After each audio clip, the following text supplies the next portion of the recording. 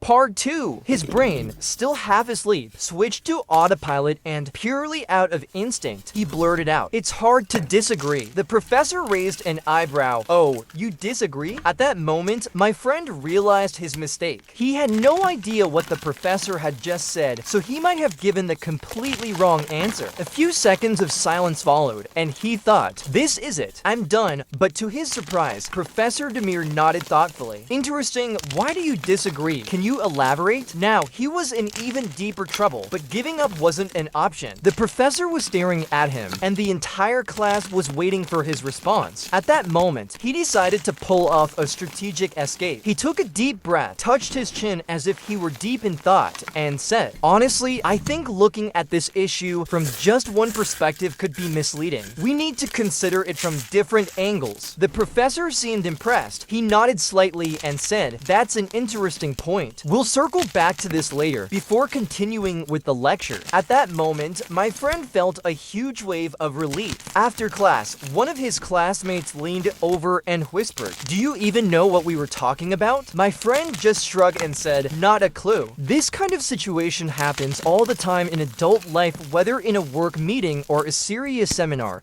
Getting caught off guard and trying to bluff your way through can sometimes be a lifesaver. Have you ever experienced something like this at work or in a formal setting?